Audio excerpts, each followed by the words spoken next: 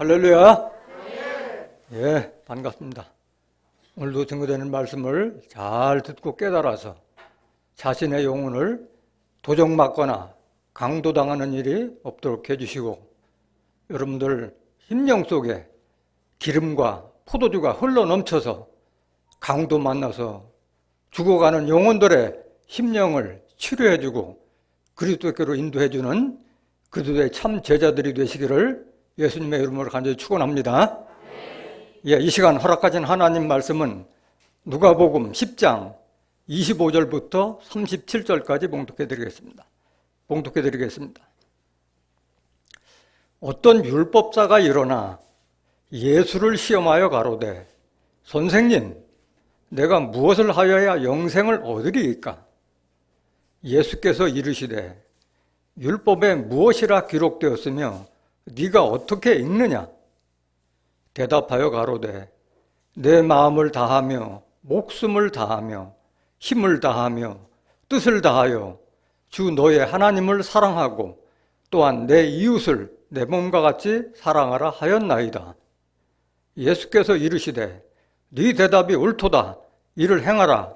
그러면 살리라 하시니, 이 사람이 자기를 옳게 보이려고 예수께 여짜오되, 그러면 내 이웃이 누구오니까? 예수께서 대답하여 가라사대, 어떤 사람이 예루살렘에서 여리고로 내려가다가 강도를 만나매 강도들이 그 옷을 벗기고 때려 거반 죽은 것을 버리고 갔더라. 마침 한 제사장이 그 길로 내려가다가 그를 보고 피하여 지나가고, 또 이와 같이 한 레위인도 그곳에 이르러 그를 보고 피하여 지나가되, 어떤 사마리아인은 여행하는 중 거기 이르러 그를 보고 불쌍히 여겨 가까이 가서 기름과 포도주를 그 상처에 붓고 싸매고 자기 짐승에 태워 주막으로 데리고 가서 돌보아 주고, 이튿날에 데나리온 2를 내어 주막 주인에게 주며 가로되, 이 사람을 돌보아 주라. 부비가 더 들면 내가 돌아올 때 갚으리라 하였으니, 네 의견에는 이 세 사람 중에 누가 강도 만난 자의 이웃이 되겠느냐? 가로되, 자비를 베푼 자니이다. 예수께서 이르시되, 가서 너도 이와 같이 하라 하시니라. 예, 누가복음 10장 25절부터 37절까지 봉독해 드렸습니다. 봉독해 드린 말씀 통해서 강도와 강도 만난 자의 이웃이 누구인가라는 제목으로 말씀을 전가하도록 하겠습니다. 강도와 강도 만난 자의 이웃이 누구인가? 주목하시면 주목. 오늘날 하나님과 예수 그리스도를 믿는 많은 사람들이 육신의 강도는 알고 있지만은 영혼의 강도를 알지 못해서 오늘날 자기의 영혼을 죽어가는 것도 모르면서 신앙생활을 한다고 교회 다니는 사들이 무수히 많은 것이 오늘날 기독교의 현실입니다. 오늘 증거되는 말씀을 통해서 과연 오늘날 이 땅의 강도는 누구며 강도 만난 자를 치료해주는 기름과 포도주는 무엇이며 강도 만난 자의 참 이웃은 누구인가를 깨닫는 복된 시간 되시길 원합니다. 예수님께서는 한 말씀도 비유가 아니면 말씀하지 아니하셨다고 말씀하셨어요. 예수님께서는 모든 것을 다 비유로 말씀하셨어요. 오늘 증거되는 말씀도 강도도 비유요, 강도 만나 강도를 치료해주는 기름과 포도주도 비유요, 강도 만난 자의 이웃도 비유인 줄로 믿습니다. 비유를 비유로 들으면 무슨 말인지 알아듣지 못합니다. 성경을 문자적으로 보고 해석하려고 하면 절대 알 수가 없는 것이 성경입니다. 오늘 비유의 말씀을 실상으로 깨달아서 그 강도와 강도 만난 자의 이웃과 기름과 포도주의 정체를 확실하게 깨닫는 시간 되시길 원합니다. 먼저 그 말씀 한번 보죠. 예수님께서는 모든 걸 비유로 말씀하셨다고 했어요. 마태복음 13장 34절. 예수께서 이 모든 것을 무리에게 비유로 말씀하시고 비유가 아니면 아무것도 말씀하지 아니하셨으니, 예수님께서는 천국은 밭에 감춘 보화 같다. 천국은 진주를 구하는 장사와 같다. 천국은 바다에 그물을 치고 고기를 모음과 같다. 여러 가지, 약 12가지의 비유를 해줬는데 그걸 비유로 알아들으면은 천국이 밭에 감춘 보화 같다 하는데 무슨 말인지 알아듣겠냐고. 실상을 알아야 할 줄 믿습니다. 35절. 이는 선지자로 말씀하신 바 내가 입을 열어 비유로 말하고, 예수님은 다 비유로 말하고 창세부터 감춘 것들을 드러내리라 함을 이루려 하십니다. 예수님께서 오신 목적은 창세 때부터 예수님까지 이르기까지 모든 선지자를 통해서 하나님께 받아서 선지자들이 증거했던 그 말씀을 다 드러내시기 오셨는데 예수님은 안타깝게도 그거를 다 드러내시지 못하고 십자가를 지신 줄 믿습니다. 그 제자들이 물어요. 예수님, 왜 비유로 말씀하십니까? 그때 예수님의 대답이 무언가 한번 보겠습니다. 왜 예수님께서는 비유로 말씀하셨는가? 마태복음 13장 10절. 제자들이 예수께 나와 가로되 어찌하여 저희에게 비유로 말씀하시나이까? 대답하여 가라사대 천국의 비밀을 아는 것이 너희에게는 허락되었으나 저희에게는 아니 되었으니. 이 말이 무슨 말이에요? 천국이 허락된 자가 있고 허락되지 않은 자가 있는 줄 믿습니다. 허락되지 않는 자들이 깨닫지 못하게 하기 위해서 비유로 기록된 것이에요. 12절. 무릇 있는 자는 받아 넉넉하게 되되 무릇 없는 자는 그 있는 것도 빼앗기리라. 이게 하나님의 섭리예요. 13절. 그러므로 내가 저희에게 비유로 말하기는 저희가 보아도 보지 못하며 들어도 듣지 못하며 깨닫지 못함이니라. 그래서 천국에 허락되지 않은 자들에게는 성경 아니라 예수님이 와서 증거해도 믿지 않아요. 그게 하나님의 섭리예요. 멸망의 자식 외에는 다 내가 구원 얻겠다는데 멸망의 자식은 어쩔 수가 없는 거예요. 멸망으로 가는 것은 정해진 법인데 어떻게 예수님도 바꿀 수가 없다는 거예요. 14절. 이사의 예언이 저에게 이루었으니 일렀으되 너희가 듣기는 들어도 깨닫지 못할 것이요 보기는 보아도 알지 못하리라. 왜 그러냐? 이 백성들의 마음이 완악하여져서 돌덩이처럼 굳어져 있어요, 마음속에. 그러니까 마음의 문을 열지 않으니까 성경이 보이지 않는 거예요.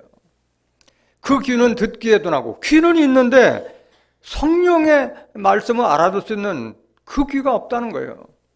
눈은 감았으니 이는 눈으로 보고 귀로 듣고 마음으로 깨달아 돌이켜 내게 고침을 받을까 두려워함이라 하였느니라. 아, 내가 말씀을 들어보니까 내가 잘못됐다 했으면 돌이켜야 되는 건데 오히려 돌이킬 것이 두려운 거야. 고침을 받을까 두려워함이라 해서 귀를 닫고 눈을 닫고 교회에 앉아있으니 말씀이 보이냐 이거야. 16절. 그러나 너희 눈은 봄으로 너희 귀는 들음으로 복이 있도다.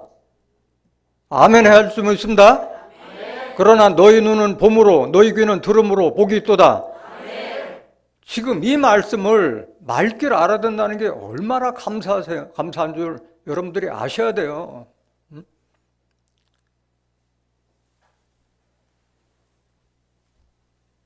17절. 내가 진실로 너에게 이르노니 많은 선지자와 의인이 너희 보는 것을 보고자 해도 보지 못하고, 여러분들보다도 많은 선지자들이 얼마나 하나님을 깨달으려고 노력했고 예수님 깨달으려고 노력했어요. 그런데 보지 못했는데 여러분들은 보고 여러분들은 들을 수 있다는 것이 얼마나 큰 축복이라는 것을 깨닫기를 원합니다. 너희 보는 것들을 보고자 해도 보지 못하였고 너희 듣는 것들을 듣고자 해도 듣지 못하였느니라. 그걸 여러분들이 듣고 있다는 것을 감사하고 은혜로 여겨야 할 줄로 믿습니다. 그럼 계속 예수님이 한번 비유로 말씀하신 거예요. 끝까지 그냥 비유로 하면은 알 수 있어요? 못 알아요? 못 알아요. 때가 되면은 비유와 비사로 말하지 않고 아버지에 대한 것을 밝히 이를 때가 온다고 말씀하셨어요. 요한복음 16장 25절. 요한복음 16장 25절. 이것을 비사로 너에게 일렀거니와 때가 이르면 언제? 때가 이르면 다시 비사로 너에게 이르지 않고 아버지에 대한 것을 밝히 이르리라.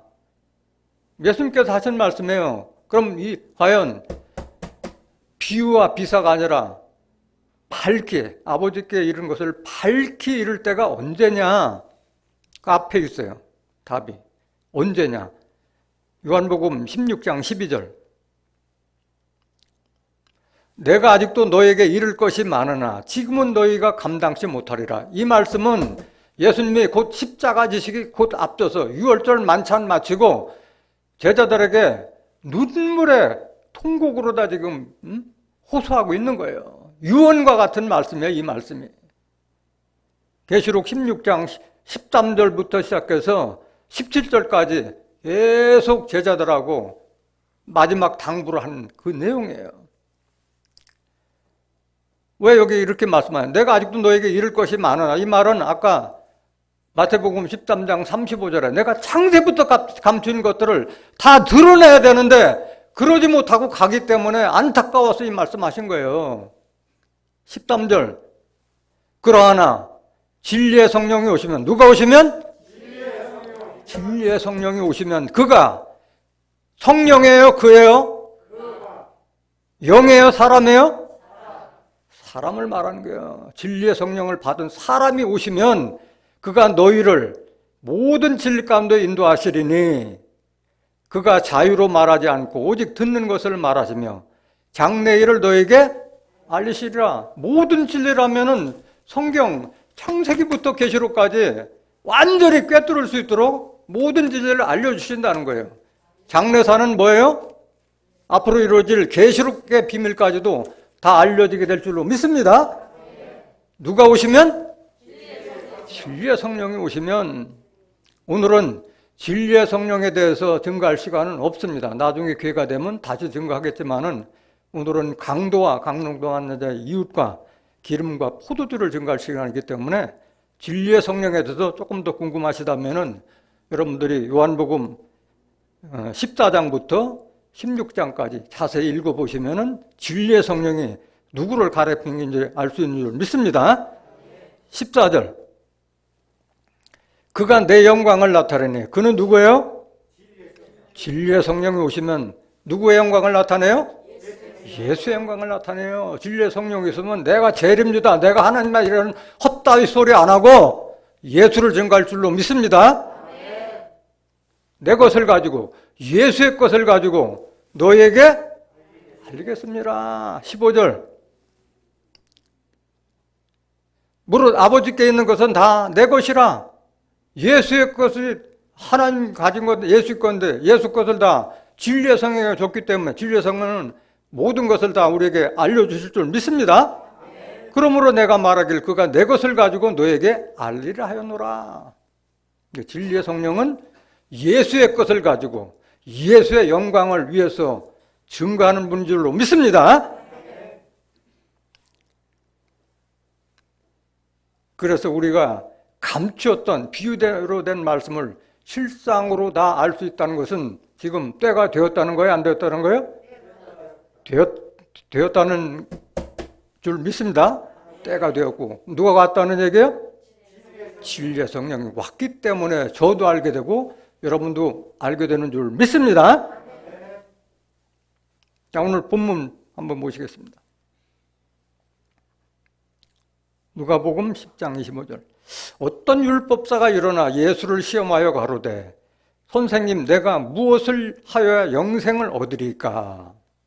지금 율법사, 바리새인, 서기관 이런 자들은 틈만 나면 예수님에 와서 시험하려고 들어요. 번번이 당하면서도 계속 시험하고 들어요. 그 영생이라는 것은 율법사면 성경 아는 자들은 성경 박사들 아니야, 율법사들은. 그런데 묻고 있는 거예요. 26절. 예수께서 이르시되 율법에 무엇이라 기록되었으며 네가 어떻게 읽느냐? 마찬가지로 오늘날도 신천지라든가 하나님의 교회라든가 여호와의 증인 오면은 먼저 질문하잖아요, 여러분들에게. 종말의 사명자가 누군지 아십니까? 말세의 구원자가 누군지 아십니까? 뭐 이런 식으로 질문하잖아요. 그런데 가장 좋은 방법이 바로 예수님이 하신 방법이에요. 너 율법사 아니냐? 너 교회 다니는 사람 아니냐? 그럼 거기에서 뭐라고 기록됐냐? 되질문하는 거예요, 이게. 이게 오늘날 코칭기법이라는 거예요, 코칭기법. 코칭은 질문을 통해서 상대방을 깨우는 거예요. 질문을 하면은 답이 나오잖아요. 질문을 하면 정보를 얻잖아요. 이 사람 저 사람 얘기하니까. 질문을 하면은 집중이 되잖아, 사람들이. 그래서 저도 설교 중에 질문 형태를 많이 합니다. 어떤 사람들을 저를 보고 뭐 강의식으로 설교한다. 그건 중요하지 않아요. 꽁 잡는 게 뭐예요? 매요. 목사는 여기서 거룩하고 엄숙하고 아주 품위 있게 말하는 게 중요한 게 아니라 하나님의 백성들이 그리스도의 말씀과 하나님의 뜻을 깨닫게 해주는 것이 목적이 되어야 될 줄은 믿습니다. 여러분들이 한번 보세요. 오늘날 최고 인류 강사, 남자 강사 누구예요? 김창옥 씨. 여자 강사 누구예요? 김미경 씨. 그 사람들 하는 거 보세요. 자유분방해요. 여기도 않고 쭈그리기도 않고 울기도 하고 웃기도 하고 다 하고 있는 거예요. 왜? 모든 걸 드러내서라도 청중들에게 감동을 주기 위해서 최선을 다하고 있는 거예요. 그게 중요한 것이지 내가 뭐 돋보자락이 있고 거룩한 모습으로 그게 중요한 것이 아닌 줄 믿습니다. 누가 아무리 한다 하더라도 질문의 방법이 가장 좋았다는 것을 나는 느꼈기 때문에 저도 그런 방법을 취하는 거예요.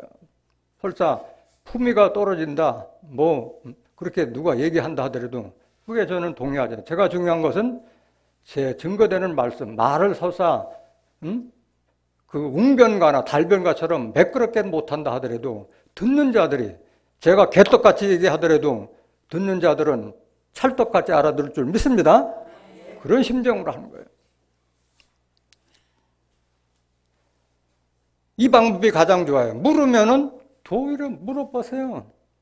네가 나 물어보는 의도가 뭐냐? 너는 어떻게 알고 있길래 그걸 나로 묻냐? 먼저 너의 얘기를 한번 해보라. 이런 방법을 취하시길 원합니다. 전도할 때 보면은 그런 사람들 많이 만나잖아요. 답 먼저 주시 말하는 거예요. 27절. 대답하여 가로되 네 마음을 다하며 목숨을 다하며 힘을 다하며 뜻을 다하여 주 너의 하나님을 사랑하고 또한 내 이웃을 내 몸과 같이 사랑하라 하였나이다. 이거 이렇게 알고 있으면서도 와서 시험하고 있다는 거예요. 시험하고. 28절. 예수께서 이르시되 네 대답이 옳도다. 이를 행하라. 그러면 살리라 하시니 잘 알고 있구만. 그대로 해. 그렇게 돌려보내면 되는 거예요. 그러니까 예수님을 시험하러 왔다가 자기가 오히려 얘기하고 나니까 황당할 거 아니에요. 그러니까 뭐라고 하느냐. 29절.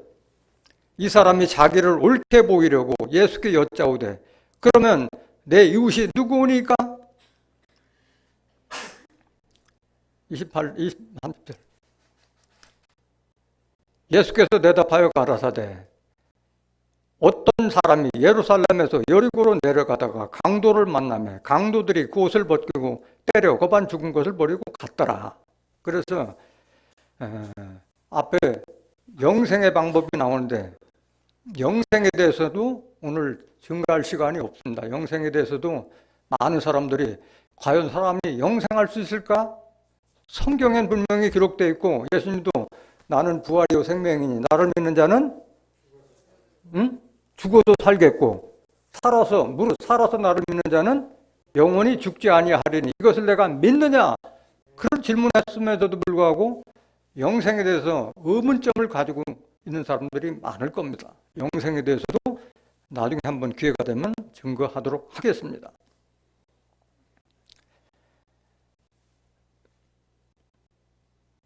예수께서 대답하여 가라사대 어떤 사람이 예루살렘에서 여리고로 데려가다가 강도를 만나며 강도들이 그 옷을 벗기고 때려 거반 죽은 것을 버리고 갔더라. 지금 뭐에 대한 설명하는 거예요?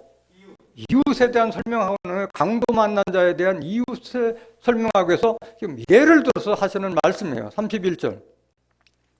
마침 한 제사장이 그 길로 내려가다가 그를 보고 피하여 지나가고 또 이와 같이 한 레위인도 그곳에 이르러 그를 보고 피하여 지나가되 어떤 사마리아인은 여행하는 중 거기 이르러 그를 보고 불쌍히 여겨 가까이 가서 기름과 포도주를 그 상처에 붓고 싸매고 자기 짐승에 태워 주막으로 데리고 가서 돌보아주고 이튿날에 데나리온 둘을 내어 주막 주인에게 주며 가로되 이 사람을 돌보아주라. 부비가 더 들면 내가 돌아올 때 갚으리라 하였으니 네 의견에는 이 세 사람 중에 누가 강도 만난 자의 이웃이 되겠느냐? 이렇게 예를 들어서 자기를 시험하러 온 율법사에게 예를 다 들어준 거예요.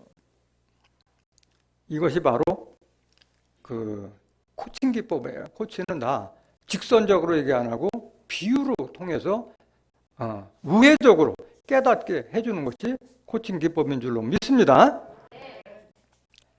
그 여기서 그럼 강도가 누구냐? 강도가 누구냐?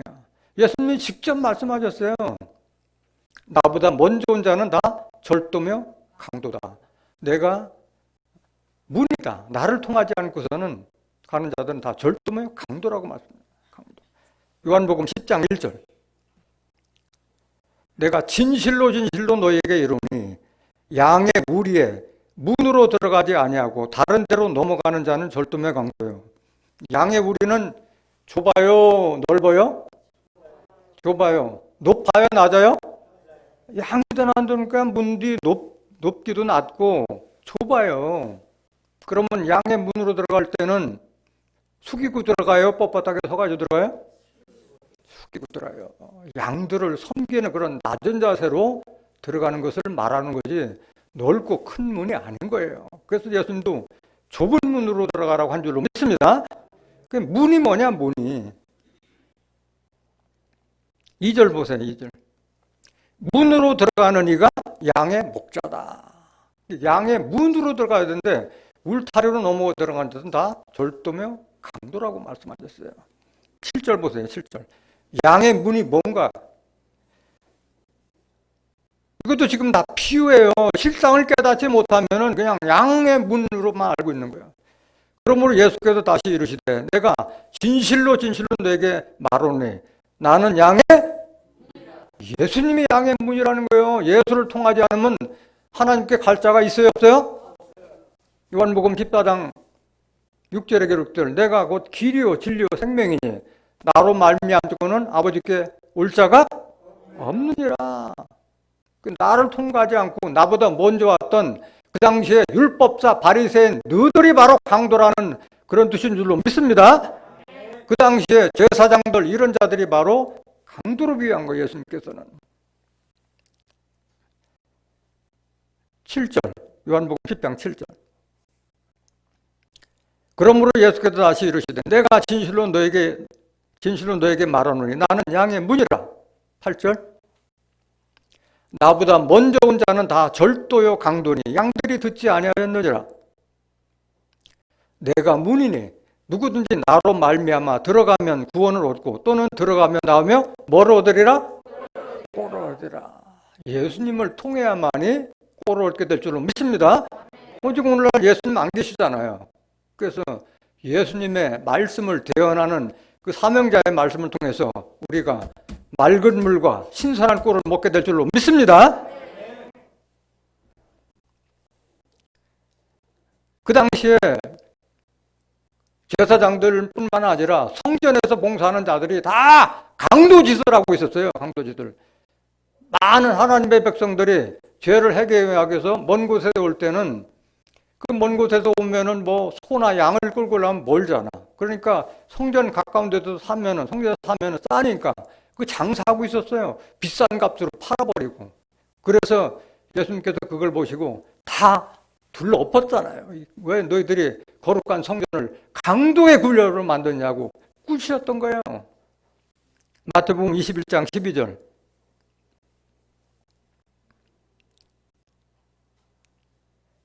예수께서 성전에 들어가서 성전 안에서 매매하는 모든 자를 내어 쫓으시며 성전 안에서 뭐하고 있었어요? 매매하고 있었어요. 성전에서 장사하고 있었어요. 오늘날도 마찬가지예요. 교회 와서 혹시 사람들 꿰가지고 다단계 어떻게 해가지고 돈 좀 벌게 할 수는 없을까? 사기치려고 하는 자들이 많아요.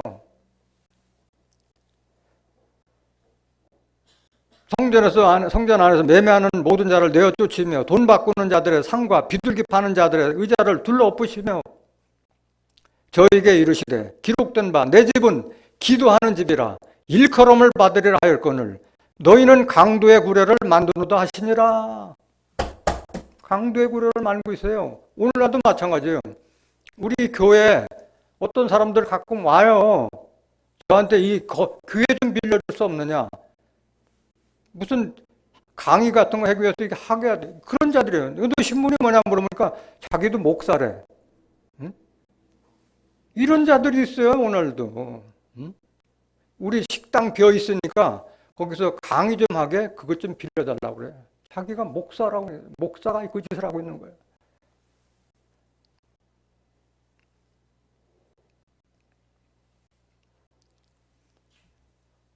예수님 때는 물론이고 구약 시대도 그렇고 오늘날도 그렇고 강도가 득실득실해요. 그 선지자들이 다 말씀하셨어요. 제사장들을 다 강도 때라고 얘기했어요. 호세아서 6장 9절. 강도 때가 사람을 기다림같이 제사장의 무리가 세겜길에서 살인하니 저희가 사악을 행하였느니라. 제사장들이 강도짓을 하고 살인 행위를 하고 있다는 거예요. 구약시대. 에스겔서 13장 17절. 누가 강도인지 확실히 여러분들 깨닫길 원합니다. 너 인자야. 너의 백성 중 자기 마음에서 나는 대로 예언하는 부녀들을 대만하여 쳐서 예언하되요. 자기 마음대로 예언하는 누구라고요? 17절 다시 한번 17절. 너희 백성 중 자기 마음에서 나는 대로 예언하는 부녀들을 대만하여 쳐서 예언하여. 부녀들이 자기 마음대로 예언한다는데 이 부녀가 뭐예요? 비유예요? 실상이에요? 비유예요. 부녀의 정체를 모르면은 뭐 예언하는 여자인 줄 알고 있는데 그것이 아니에요. 부녀의 정체를 알아야 할 줄로 믿습니다. 갈라디아서 4장 19절. 나의 자녀들아 너희 속에 그리스도의 형상이 이루기까지 다시 너희를 위하여 해산하는 수고를 하노니. 지금 이건 누가 누구한테 한 말이에요? 사도 바울이 갈라디아 교인들에게 하는 말이에요. 사도 바울은 남자예요, 여자예요? 남자지만은 그리스도의 말씀을 전해서 듣는 자들이 그리스도의 형상 담기 위해서 했던 말을 또 하고 있는 것을 지금 말씀하고 있는 줄 믿습니다. 그렇다면은 부녀의 정체는 뭐예요? 목자나 선지자를 가르치고 있는 줄 믿습니다. 한 말씀 더 보시죠. 야고보서 1장 18절. 야고보서 그가 그 조물 중에 우리로 한 1000열매가 되게 하시려고 자기의 뜻을 쫓아 진리의 말씀으로 뭘로? 진리의 말씀, 성경 말씀으로 우리를 나오셨느라. 목자를 상징하고 있는 부녀는 목자를 상징하고 있는 거예요. 한 말씀 더 보시겠습니다. 마태복음 24장 19절. 그날에는 아이 벤 자들과 젖 먹이는 자들에게 화가 있으리로다. 그날은 언제요? 로마서 2장 16절. 그리고도 말미암아 하나님께서 사람들의 은밀한 것을 심판하는 그날이라. 심판날에는 아이 벤 자들과 젖 먹인 자들의 화가 있으리로다. 그러면 심판날에는 예수 잘 안 믿는 자가 심판받는 게 아니라 배가 불러서 젖 먹이고 이런 자들이 화를 받는다고 이렇게 알고 있어요. 문자적으로 봤을 땐 그래요. 왜? 젖 먹이는 자가 누군지 아이가 누군지 모르기 때문에 그런 무식한 얘기를 하고 있는 거예요. 그럼 도대체 아이는 누구고 젖 먹이는 누군가를 알아야 할 줄로 믿습니다. 히브리서 5장 13절. 지금 부녀에 대해서 지금 설명하고 있는 거예요. 부녀에 대해서. 대저 젖을 먹는 자마다 어린아이니 의의 말씀을 경험하지 못한 자요. 단단한 식물은 장성한 자의 것이니 저희는 지각을 사용함으로 연단을 받아 선악을 분별하는 자들이라. 지금 이것은 육신의 저지 아니라 하나님의 말씀을 알아듣지 못하는 자들을 젖먹이로 비하고 있다는 것을 깨닫기를 원합니다. 장성한 자들은 지각을, 지혜와 깨달음을 사용해서 연단을 받아서 선과 악을 분별할 뿐만 아니라 다른 사람에게 알려줄 수 있는 대변까지 해주는 자를 분별한 자라고 한 줄로 믿습니다. 이런 하나님의 깊은 말씀, 천국이 어떻게 이루어지고 거긴 누가 들어가며 부활은 언제 어떻게 이루어지며 영생은 어떻게 가능한가, 계시록의 심판과 환난은 어떻게 오며 그걸 피할 수 있는 길은 무엇인가, 이런 것이 바로 장성한 자들이 먹어야 될 말씀인 줄 믿습니다. 고린도전서 3장 1절.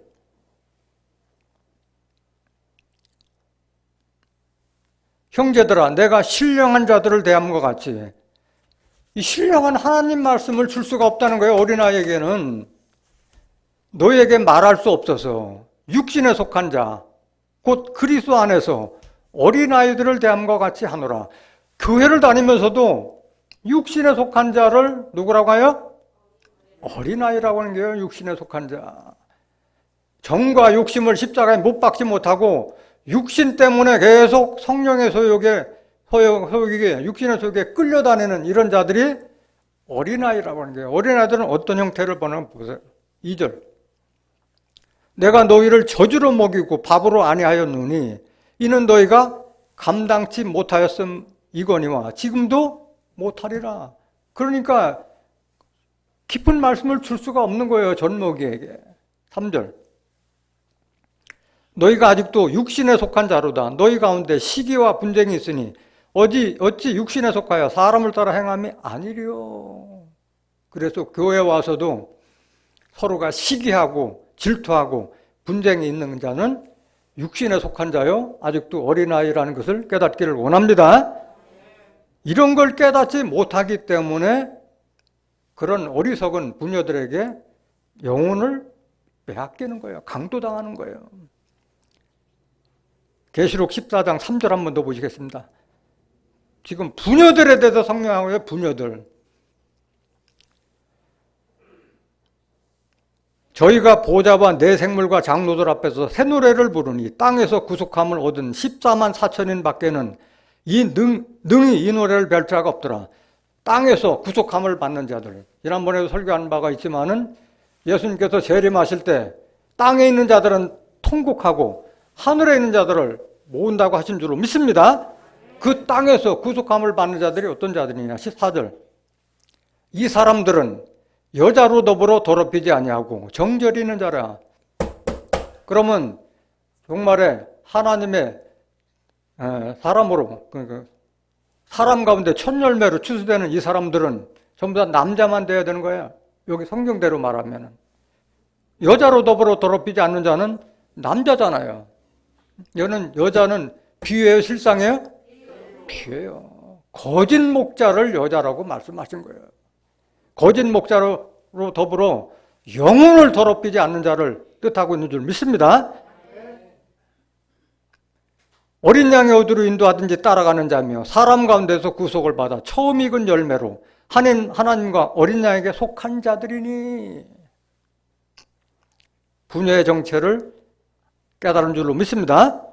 계속해서 보면 에스겔서 13장 17절 다시 한번 보십니다. 너 인자야, 너희 백성 중 자기 마음에서 나는 대로 예언하는 부녀들, 거짓 목자들, 싹군 목자들을 대면하여 쳐서 예언하여 이르기를 주 여호와의 말씀에 사람의 영혼을 사냥하고자 하여 방석을 모든 팔뚝에 꿰어매고 수건을 키가 큰 자나 작은 자의 머리를 위하여 만드는 부녀들에게 화 있을진저 너희가 어찌하여 내 백성의 영혼을 뭐하고 있어요? 사냥하고 있어요. 하나님의 백성들의 영혼을 사냥하는 사냥꾼이 자기 마음대로 예언하는 부녀라고 한 줄로 믿습니다. 자기를 위하여 영혼을 살리려 하느냐. 여기에 나오는 방석을 모든 팔뚝에 꿰어매고 수건을 키가 큰 자나 작은 자의 머리에 위해서 만드는 이게 뭐예요? 직분을 줘가지고 다른 데로 가지 못하게 붙들어 앉혀놓는 걸 이렇게 비유한 거예요. 수건을 머리에 씌운다는 것은 뭐야? 모세가 썼던 그 수건, 모세 그 빛난 얼굴을, 광채가 난 얼굴을 못 보니까 그걸 가리기 위해서 씌웠던 그 수건의 정체가 뭐예요? 율법을 덮어 씌워서 2000년 전에 패버린 그 율법을 덮어 씌우니까 그리스도의 말씀을 깨닫지 못하고 있는 거예요. 19절. 너희가 두어 웅큼 보리와 두어 조각 떡을 위하여 자기의 생계수단을 위하여 나를 내 백성 가운데서 욕되게 하여 하나님을 욕되게 하여 거짓말을 지어서 죽지 않을 영혼을 죽이고 살지 못할 영혼을 살리는 자다. 이런 자들이 영적 강도라는 것을 깨닫길 원합니다. 이걸 모르고 있다는 거예요. 이걸 모르고 있다는 거예요.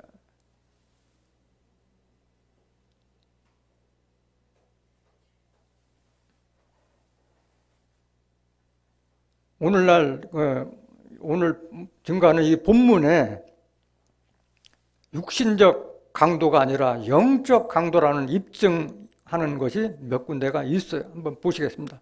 누가복음 10장 30절.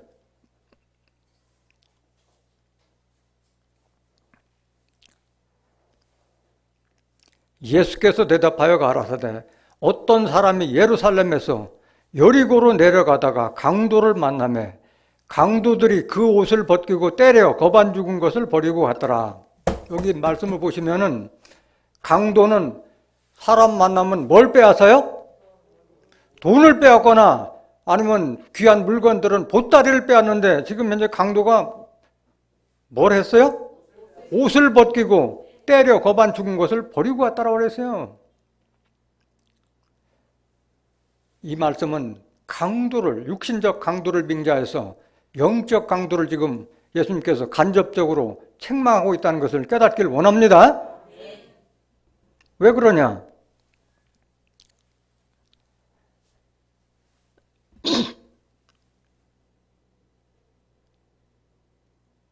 옷을 벗겼다는 것은 뭐야? 목사는 그 양들을 살찌우고 옷 입혀주는 거예요. 좋은 꼴과 맑은 물로 살찌우게 하는 것이 목사의 사명이야. 양을 빙자해서 성도들에게 살찌우는 건 뭐야? 말씀으로 풍성하게, 기름과 포도주로 풍성하게 해주는 것이 그 목사의 사명인 줄 믿습니다. 에스겔서 34장 1절 한번 보시겠습니다. 에스겔 34장 1절.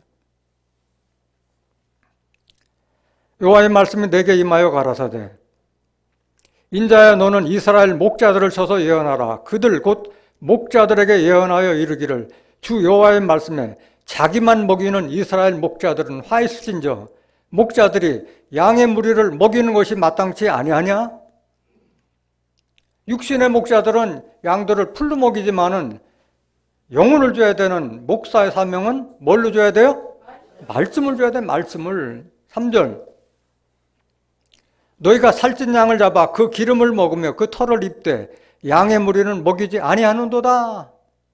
4절 너희가 그 연약한 자를 강하게 아니하며 병든 자를 고치지 아니하며 상한 자를 싸매어 주지 아니하며 쫓긴 자를 돌아오게 아니하며 잃어버린 자를 찾지 아니하고 다만 강포로 그것들을 다스렸도다.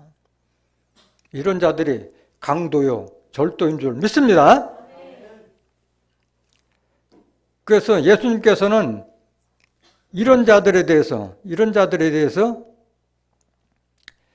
겉으로는 화려하게 하고 겉으로는 그럴싸하고 있는데 속이 빈 자들, 속으로 불의와 불법을 행한 자들을 가리켜서 화일신자이고 7번에 걸쳐서 책망을 했어요. 마태복음 23장에 보면 율법사 바리새인들에 대해서.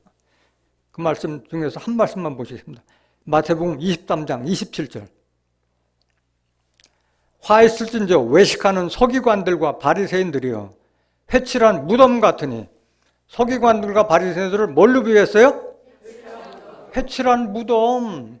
회칠했기 때문에 무덤같이 보이지 않아요. 깔끔해 보여. 옛날에 이스라엘은 우리같이 그 뭐 잔디 짚은 것이 아니라 돌무덤이었잖아요. 그러니까 아름답게 치장을 하니까 모르는 거예요. 무덤인지 아닌지도. 겉으로는 아름답게 보이나 그 안에는 죽은 사람의 뼈와 모든 더러운 것이 가득하도다. 서기관들이 회칠한 무덤 갔다 오라는데 그 안에는 그 서기관과 바리새인들의 말씀을 듣는 자들은 죽은 사람과 같다는 거예요. 죽은 뼈와 모든 더러운 것이 가득하도다. 교회를 상징하고 있는 줄 믿습니다. 교회를 상징한다는 걸 한 말씀 정확하게 보시겠습니다. 에스겔서 37장 1절. 이 마른 뼈가 도대체 뭐냐? 마른 뼈가. 에스겔서 37장. 여호와께서 권능으로 내게 임하시고 그 신으로 나를 데리고 가서 골짜기 가운데 두셨는데 거기 뭐가 가득하더라? 뼈가 가득하더라. 2절. 나를 그 뼈 사방으로 지나게 하시기로 본즉 그 골짜기 지면에 뼈가 힘이 많고 아주 말랐더라. 그가 내게 이르시되 인자야 이 뼈들이 능히 살겠느냐 하시기로 내가 대답하되 주 여호와여 주께서 아시나이까? 아시나이다. 이 뼈들이 도대체 정체가 뭐냐? 뼈들이. 4절 한번 더 보시고요. 또 내게 이르시되 너는 이 모든 뼈에게 대언하여 이르기를 너희 마른 뼈들아 뭘 들으라? 아니 뼈들이 무슨 말씀을 들어요? 비유에 실상해요? 비유예요. 이 마른 뼈들 하나님 말씀을 들어야 될 마른 뼈의 정체가 뭐냐 이거야. 마른 뼈에 11절 에스겔 30장 11절 또 내게 이르시되 인자야 이 뼈들은 이스라엘 족속이라. 이 뼈들은 뭐예요? 알고 보니까 뼈가 아니라 이스라엘 족속을 뼈로 비유한 줄로 믿습니다. 무덤 속에 있는 뼈는 하나님 말씀을 깨닫지 못하는 어리석은 백성들을 마른 뼈로 비유한 줄로 믿습니다. 그들이 이르기를 우리의 뼈들이 말랐고 우리의 소망이 없어졌으니 우리는 다 멸절되었다 하느니라. 그러니까 교회를 10년 20년 다녀도 천국이 어떻게 되는 건지 부활이 어떻게 영생이 어떻게 하는지는 모르고 그저 하나님 저 교회 왔습니다. 눈도장 찍고 가서 돌아가기 바빠. 왜 이렇게 설교를 길게 하느냐 이거 따지고 온리교에서 나오는 건데 자기 영혼이 도적맞은가도 모르고 그저 얼굴 보이로 마당만 더럽히는 그런 자들이 부지기수라는 거예요 지금.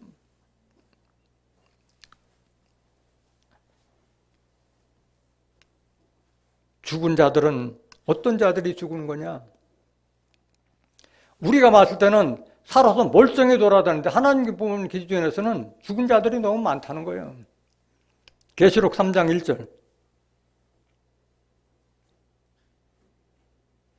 사대교회 사자에게 편지하기를 하나님의 7영과 7뼈를 가진 이가 가라사대 내가 네 행위를 아노니 네가 살았다 하는 이름은 가졌으나 뭐다? 이름은 살았다 하지만 죽은 자가 많다는 거예요. 2절 누가 죽은 자냐? 너는 일깨워 그 남은 바 죽게 된 것을 굳게 하라. 내 하나님 앞에 네 행위에 온전한 것을 찾지 못하노니 하나님 앞에서 내가 하나님 믿고 그리스도 믿는다 하면서도 온전한 행위를 하지 못하는 자가 죽은 자라고 한 줄로 믿습니다. 3절 그러므로 네가 어떻게 받았으며 어떻게 들었는지 생각하고 지켜 회개하라. 만일 일깨지 아니하면 내가 도적같이 이르느니 어느 시에 내게 임하는지 네가 알지 못하리라. 도적같이 임하면 구원받아요? 심판받아요? 심판받는 거예요. 심판. 그럼 도대체 그 강도 만난 자가 옷을 벗기고 거반 죽게 되었다는데 옷이 도대체 뭐냐? 옷은 그 사람의 신분과 사명을 대변해 주는 건 줄 믿습니다. 옷이라고 하는 것은 그걸 상징하고 있는 거예요. 그냥 육신의 옷이 아니라. 그래서 우리 세상에도 그러잖아요. 어떤 경찰관이나 아니면 군인이 그 사람 옷 벗었대. 뭔 잘못된 비리 문제라서 옷을 벗었네. 그래서 육신의 옷을 벗은 거야? 사명을 벗었다는 거예요? 사명을 벗었다는 거예요. 사명. 그래서 종말에는 자기 옷을 지켜서 부끄러움을 보이지 않는 자가 복이 있다고 한 줄로 믿습니다. 그것은 육신의 옷이 아니라 자기의 신분과 사명에 맞는 옷을 입었다는 뜻인 줄로 믿습니다. 계시록 16장 15절. 보라, 내가 도적같이 오리니 누구든지 깨어 자기 옷을 지켜 벌거벗고 다니지 아니하며 자기의 부끄러움을 보이지 아니하는 자가 복이 있도다. 여기 옷은 육신의 옷이 아니라 영적 옷을 말하는 줄 믿습니다. 벌거벗었다는 것도 육신을 드러냈다는 것이 아니라 영적으로 부끄러움을 드러냈다는 그런 뜻인 줄로 믿습니다. 이런 자들은 정말에 하나님이 오실 때, 그리스도 오실 때 하나님을 두려워해요. 말씀을 모르기 때문에 숨어요. 창세기 때 아담이 선악과를 먹고 눈이 밝아져서 그 무화과 나무 잎으로 치마를 했는데도 불구하고 하나님이 찾아올 때 내가 벗었으므로 두려움으로 숨었나이다 이렇게 해요. 마찬가지 종말에도 하나님의 말씀으로 옷 입지 못하면 두려워하게 될 줄로 믿습니다. 두려워하기 전에 가까이 나와서 벗은 걸 알았으면 옷 입어야 할 줄로 믿습니다. 창세기 3장 9절. 여호와 하나님이 아담을 부르시며 그에게 이르시되 네가 어디 있느냐? 가로되 내가 동산에서 하나님의 소리를 듣고 내가 벗었으므로 두려워하여 숨었나이다. 뭐 때문에 두려워했어요? 벗었으므로 두려워하느라. 그전에는 벌거벗고 다녀도 부끄러운 줄 몰랐어요. 선악을 알게 한 나무의 실과를 먹고 나니까 선과 악을 분별하게 되다 보니까 내가 벗었다는 걸 알게 된 거야. 육신에 벗은 것을 빙자해서 영적에 벗은 것을 지금 말씀하고 있는 줄 믿습니다. 오늘날 보면은 교회를 10년, 20년 다녔는데도 자기가 집사인데 집사는 어떤 자에게 집사 자격을 주고 집사가 무슨 일을 해야 되는지도 모르는 집사들이 푸지기수야. 장로를 받았는데 장로는 어떤 자가 장로며 장로의 하는 역할은 뭔지 알지 못하는 장로도 푸지기수야. 장로면은 다 받았다고 해가지고 목에 힘이나 주는 장로도 넘쳐나고 있어요. 뭐 천국, 영생 이런 거를 좀 기대하는 것이 아니야. 가장 기본적으로 알아야 될 것도 모르면서 다니는 자들이 많다는 얘기예요. 왜? 성경을 알지 못하기 때문에 그런 거예요. 디모데전서 3장 8절 한번 보시겠습니다. 디모데전서 3장 8절. 이와 같이 집사들도 단정하고 일구연을 하지 아니하고 술에 인박이지 아니하고 더러운 일을 탐하지 아니하고 깨끗한 양심에 믿음의 비밀을 가진 자라야 할지니 이에 이 사람들을 먼저 시험하여 보고 그 후에 책망할 것이 없으면 집사의 직분을 할 것이요 여자들도 이와 같이 단정하고 참소하지 말며 절제하며 모든 일에 충성된 자라야 할지니라. 집사들은 한 아내의 남편이 되어 자녀와 자기 입을 잘 다스리는 자일지니 집사의 직분을 잘한 자들은 아름다운 지위와 그리스도 예수 안에 있는 믿음에 큰 담력을 얻느니라. 이것도 못하면서 직분을 탐내고 하는 자들이 많다는 얘기예요. 집사면은 대단한 직분인 건데. 물론 부족하지만 집사를 준 것은 집사의 자격을 할 수 있게끔 옷 입어야 할 줄로 믿습니다. 장로, 디도서 1장 5절 보세요. 디도서 1장 5절. 지금 옷 벗은 자에 대해서 지금 설명하고 있는 거예요. 옷 벗은 자. 내가 너를 글에 대해 떨어뜨려둔 이유는 부족한 일을 바로잡고 나의 명한대로 각 성에 장로들을 세우려 함이니 책망할 것이 없고 장로들은 책망할 것이 없고 한 아내의 남편이며 방탕하다 하는 비방이나 불순종하는 일이 없는 믿는 자녀를 둔 자라야 할지니라. 이게 장로의 기본 조건이에요. 설사 장로 받을 때는 여기에 미치지 못한다 하더라도 노력해야 할 줄로 믿습니다. 알지도 못한 자는 옷도 입을 수가 없는 거예요. 베드로전서 5장 1절.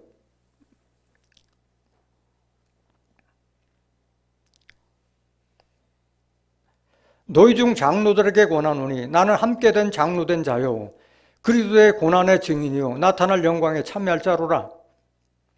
너희 중에 있는 하나님의 양무리를 치되 부득이함으로 하지 말고 오직 하나님의 뜻을 쫓아 자원함으로 하며 더러운 일을 위하여 하지 말고 오직 즐거운 뜻으로 하며 맞기운 자들에게 주장하는 자세를 하지 말고 오직 양무리에 본이 되라. 그런데도 불구하고 양무리에 올라서서 군림하는 장로들도 많다는 얘기예요.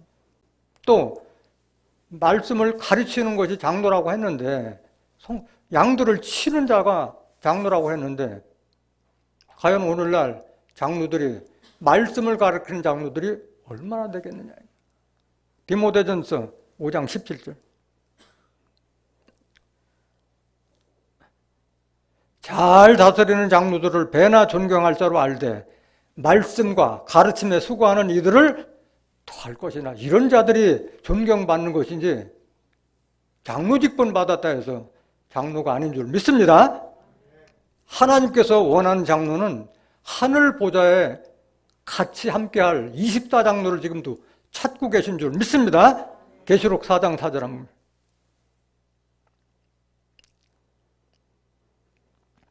또 보좌에 둘려, 하나님 보좌를 말씀해요. 보좌에 둘려 24보좌들이 있고 그 보좌들 위에 24장로들이 누가? 24보좌에 24장로들이 흰 옷을 입고 머리에 금멸관을 쓰고 앉았더라. 장로들은 뭘 입어요? 흰 옷을 입어요. 흰 옷. 흰 옷에 대해서는 조금 이따 증거하겠습니다. 이 옷을 입어야 할 줄로 믿습니다. 그래야만이 장로다운 장로가 되는 거예요. 지금 벗은 자에 대해서 말씀을 드렸습니다. 벗었다는 걸 알면은 옷 입어야 할 줄로 믿습니다. 갈라디아서 3장 27절.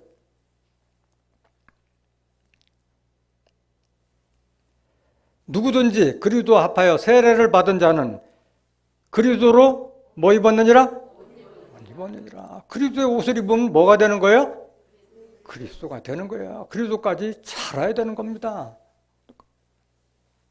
계시록 3장 4절. 흰옷이 뭔가? 흰옷이. 그러나 사대에 그 옷을 더럽히지 아니한 자 몇 명이 내게 있어 흰옷을 입고 나와 함께 다니리니 그들은 합당한 자인 연고라. 합당한 자가 흰옷을 입고 그리스도와 함께 다니는 줄 믿습니다. 5절. 이기는 자는 이와 같이 흰옷을 입을 것이요 내가 그 이름을 생명책에서 반드시 흐리지 아니하고 그 이름을 내 아버지 앞과 그 천사들 앞에서 시인하리라. 이런 축복을 주고 있어요. 누구에게? 이기는 자에게. 이기는 자는 요한일서 5장 5절에 기록되어 있듯이 하나님의 예수 그리스도가 하나님의 아들이심을 믿는 자가 아니면 이기는 자가 누구뇨? 예수 믿는 자가 이기는 자인 줄 믿습니다.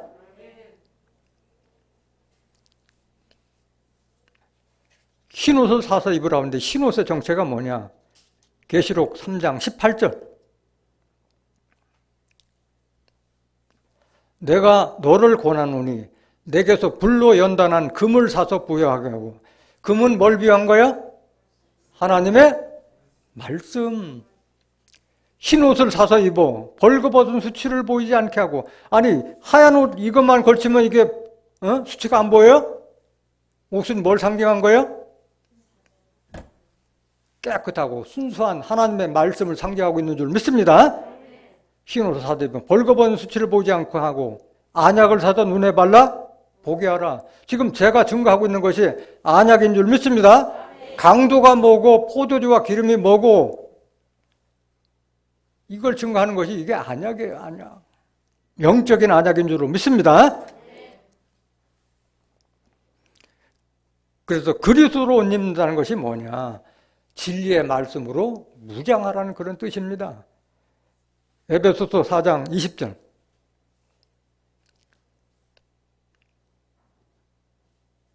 오직 너희는 그리스도를 이같이 배우지 아니하였느니라. 진리가 예수 안에 있는 것 같이 너희가 과연 그에게서 듣고 또한 그 안에서 가르침을 받았을진데 너희는 유혹의 욕심을 따라 썩어져가는 구습을 쫓는 옛사람을 벗어버리고 오직 심령으로 새롭게 되어 하나님을 따라 의와 진리의 거룩함으로 지으심을 받은 새 사람을 입으라. 진리의 의와 진리의 거룩함을 지으심을 받은 새 사람을 입어야 할 줄로 믿습니다. 그 윗귀에서는 진리의 말씀을 들어서 깨달아야지 입지. 말씀을 듣지 못하는데 어떻게 입을 수가 있겠어요? 에베소서 6장 10절.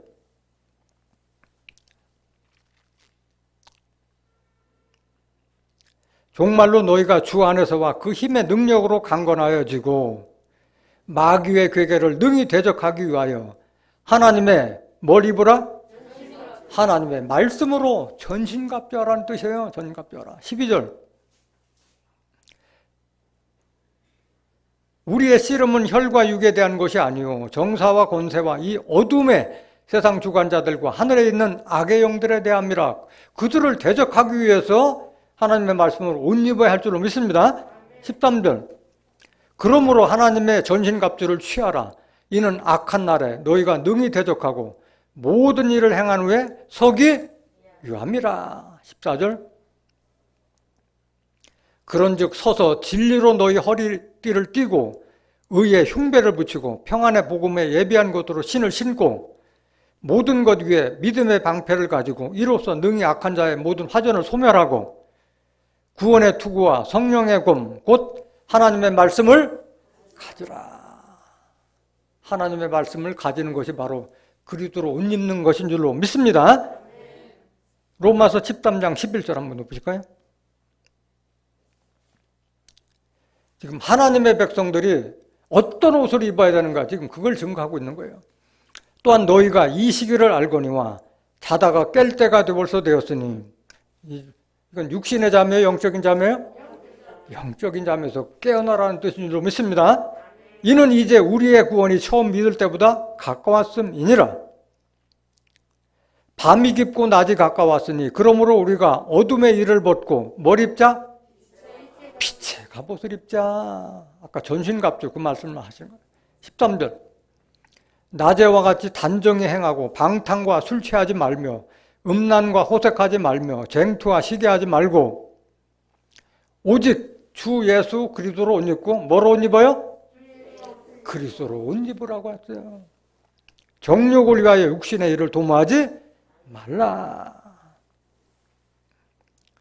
고린도전 15장 45절 또 한번 보시죠. 고린도전 15장 45절.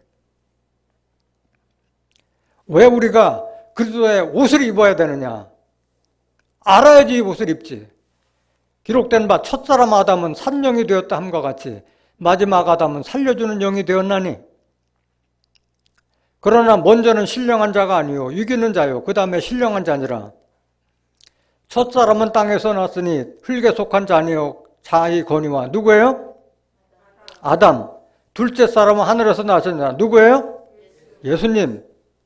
무릇 흙에 속한 자는 저 흙에 속한 자들과 같고 무릇 하늘에 속한 자는 저 하늘에 속한 자들과 같으니 우리가 흙에 속한 자의 형상을 입은 것 같이 또한 하늘에 속한 자 누구의 형상을 입어라? 예수 그리스도의 형상을 입어야 할 줄로 믿습니다. 왜 그러냐? 50절.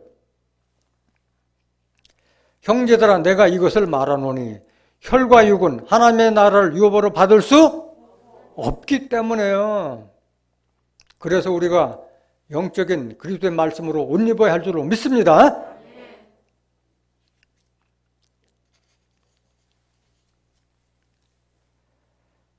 오늘 본문 말씀 누가복음 10장 31절. 자, 강도가 육신적인 강도가 아니고 영적인 강도라는 것을 입증하는 말씀이 또 있어요. 마침 한 제사장이 그 길로 내려가다가 그를 보고 피하여 지나가고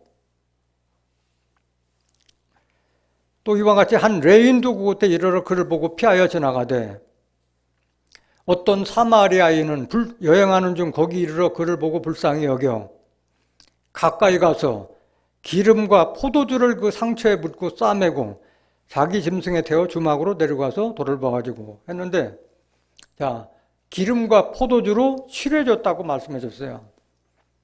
물론 그때는 지금보다는 문화 수준이 낮기 때문에 그 육신적인 그 상처를 기름과 포도주가 뭐 전혀 도움이 안 될 수는 없지만은 그것은 진정한 치료약이 아닌 줄 믿습니다.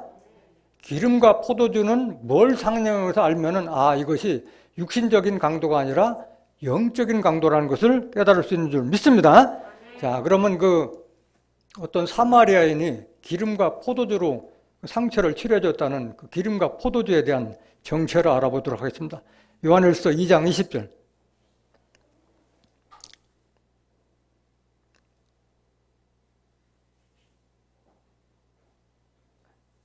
요한일서 2장 20절.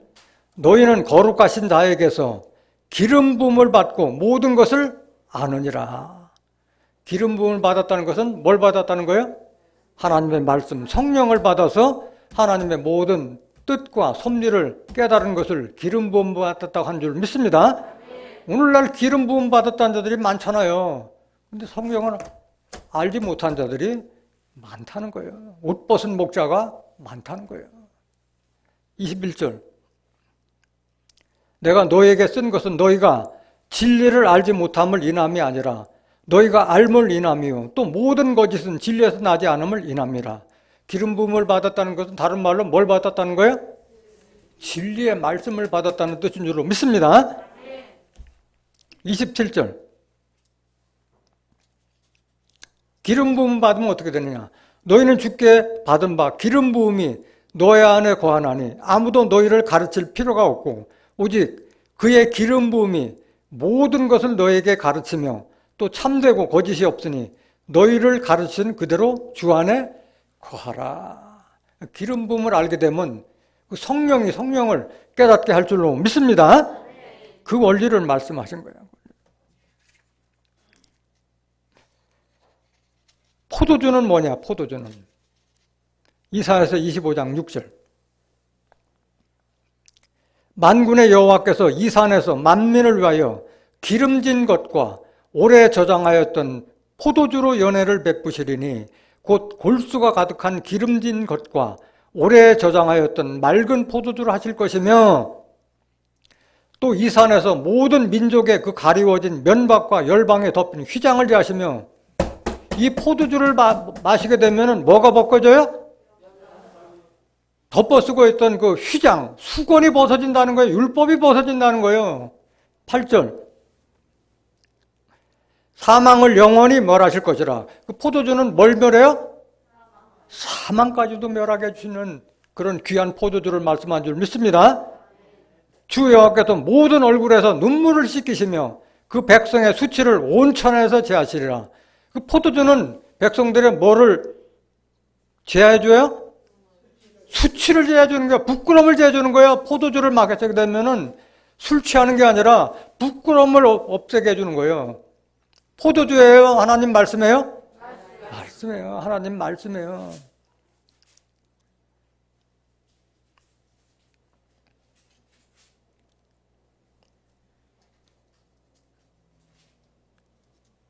이사야서 55장 1절 한번 보실까요? 포도주가 뭔가죠? 너희 목마른 자들아 물로 나오라. 돈 없는 자도 오라. 너희는 와서 사먹되 돈 없이 값없이 와서 포도주와 젖을 사라. 교회 오는 것은 포도주를 사고 젖을 사기 위해서 오는 것인 줄 믿습니다. 2절. 너희가 어찌하여 양식 아닌 것을 위하여 은을 달아주며 배부르게 못할 것을 위하여 수고하느냐. 나를 청종하라. 그리하면 너희가 좋은 것을 먹을 것이며 너희 마음이 기름진 것으로 즐거움을 얻으리라. 포도주는 뭘 상징하고 있어요? 하나님의 말씀을 상징하고 있어요. 3절. 너희는 귀를 기울이고 내게 나와 들으라. 말씀 들으라는 게 이것이 포도주를 마시고 기름 부음을 받는 것인 줄 믿습니다. 그리하면 너희 영혼이 살리라. 내가 너희에게 영원한 언약을 세우리니 곧 다윗에게 허락한 확실한 은혜니라. 그래서 이런 귀한 감추었던 골수가 가득 찬 기름진 포도주를 마셔야 되는데 그런 말씀을 마시지 못하니까 영혼이 죽어가고 있는 거야. 죽어가는 거야. 또 이 강도가 육신적인 강도가 아니고 영적인 강도라는 입증하는 단서가 또 있어요. 자, 예수님께서 지금 그 자기를 시험하러 오는 율법사에게 예를 들어서 어떤 사람이 예루살렘에서 여러 가다가 강도를 만나매 옷을 벗기고 거반 죽어가는 것을 본 사람이 누구냐? 제사장 레인 사마리안을 예를 들었어요. 만약에 강도 만난 자를 깨우쳐주게 육신적인 강도라면은 그 강도 만난 자를 본 사람들은 부자였거나 권세자였거나 아니면 가난한 자로 예를 들었어야 되는데 누구를 예를 들었어요? 제사장, 레인, 사마리아를 예를 들었어요. 뭐예요?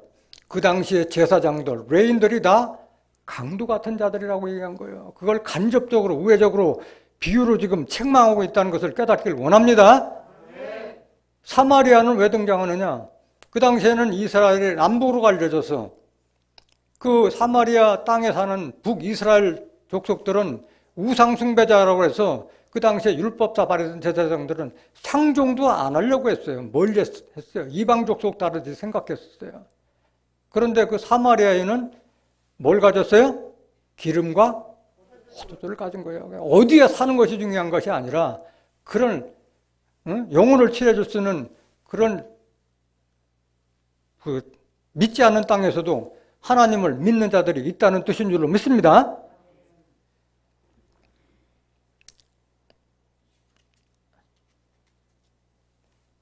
이 자들은 어떤 자들이냐? 왜 예수님께서는 그 제사장과 레인을 예를 들었느냐?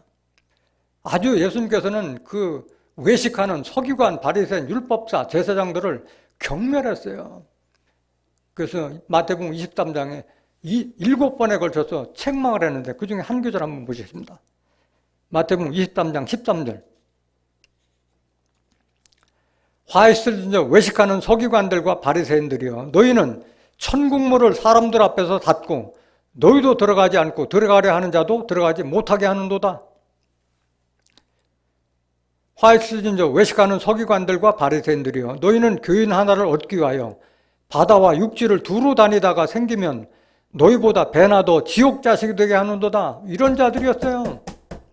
자기도 들어가지 못하고 들어가는 자들도 지옥 자식을 만들고 있는 자들이 바로 그 당시에 제사장들을 예수님께서 그렇게 책망하신 거예요. 계속 보시겠습니다.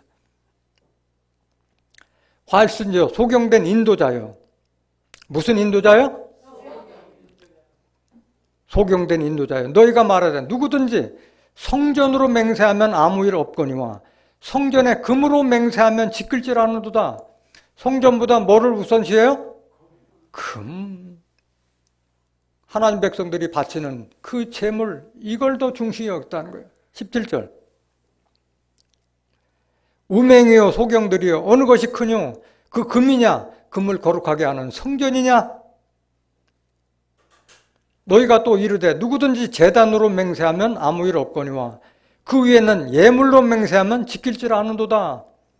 제단보다도 뭘 우선시하고 있는 거예요? 제물의 욕심이 많은 거예요. 그렇기 때문에 제사장과 레인을 간접적으로 빙자해서 책망하신 줄 믿습니다.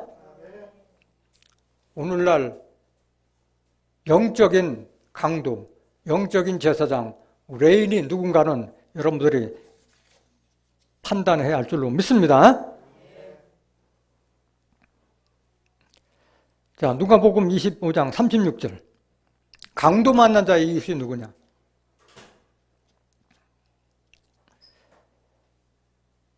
네 의견에는 이 세 사람 중에 누가 강도 만난 자의 이웃이 되겠느냐? 가로되 자비를 베푼 자니이다. 예수께서 이르시되 가서 너도 이와 같이 하라 하시니라. 강도 만난 자의 이웃은 누가 이웃이라는 거예요? 자비를 베푼 자, 물리적 공간적으로 가까운 자가 이웃이 아니라 자비를 베푼 자. 우리는 비록 가진 돈이 없어서 육신적인 강도 만난 자에게 돈을 넉넉하게 줄 수는 없지만은 영적으로는 기름과 포도주로 그 영혼을 취해 줄 수는 좀 믿습니다. 이 육신적인 이웃이 아니라는 것은 예수님께서 단적으로 말씀하셨어요. 예수님께 그 모친 마리아와 그 동생들이 찾아왔을 때 누가 내 모친이면 내 형제냐? 하나님의 뜻을 행하는 너희가 내 모친이요 형제라고 말씀하셨어요. 한 집에 살아도 부모 형제도 멀어질 수 있는 줄 믿습니다. 하나님의 뜻을 알지 못하면 남과 마찬가지예요. 마태복음 12장 46절.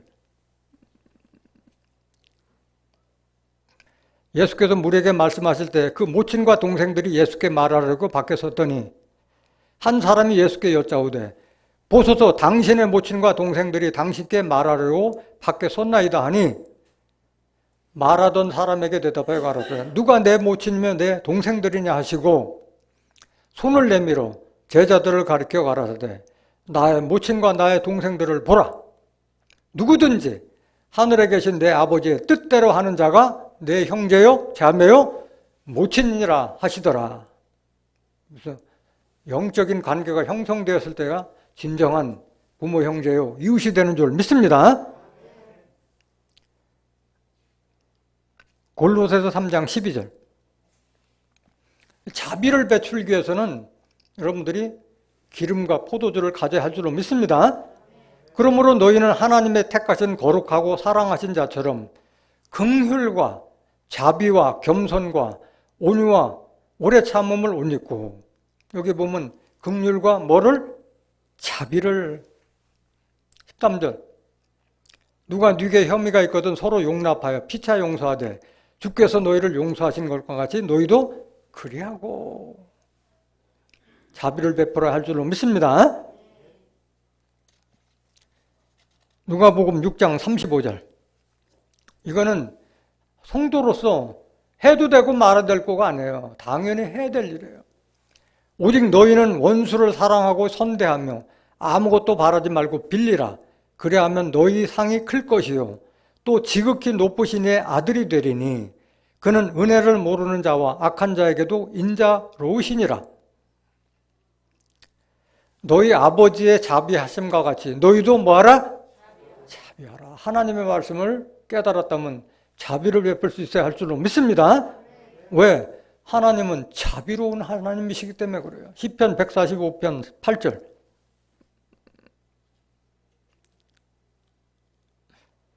여호와는 은혜로우시며 자비하시며 하나님은 자비하시는 분 줄 믿습니다.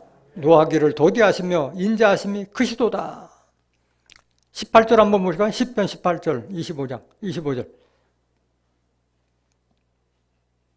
시편 18장 25절 자비한 자에게는 여러분들이 자비를 베풀 때 그 자비가 여러분들이 복을 받는 거예요. 자비한 자에게는 주의 자비하심을 나타내시며 자비한 자에게 하나님과 그리스도의 자비하심이 나타나게 될 줄로 믿습니다. 완전한 자에게는 주의 완전하심을 보이시며 깨끗한 자에게는 주의 깨끗함을 보이시며 사특한 자에게는 주의 거리심을 보이시리니 그러니까 은과 응보예요. 인과 응보. 자비를 베푼 자가 하나님으로부터 복을 받고 또 자비를 받게 될 줄로 믿습니다. 그러기 위해서는 어떻게 되나요? 여러분들이 그 영적인 강도 만난 자를 치유해주기 위해서는 기름과 포도주, 신령한 젖을 가져야만이 치료를 해줄 수가 있다고 그랬어요. 베드로전서 2장 1절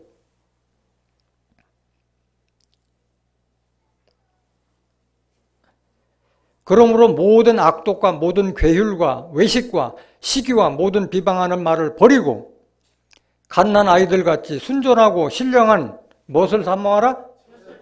젖이 무슨 신령한 젖이 어디 있어요? 신령한 젖은 뭘 상징한 거예요?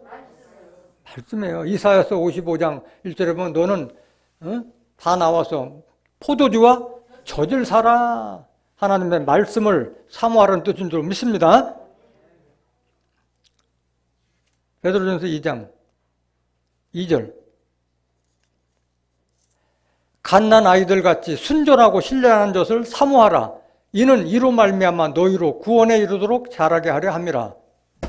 여러분들이 구원을 받기 위해서는 신령한 젖을 가져야 할 줄로 믿습니다.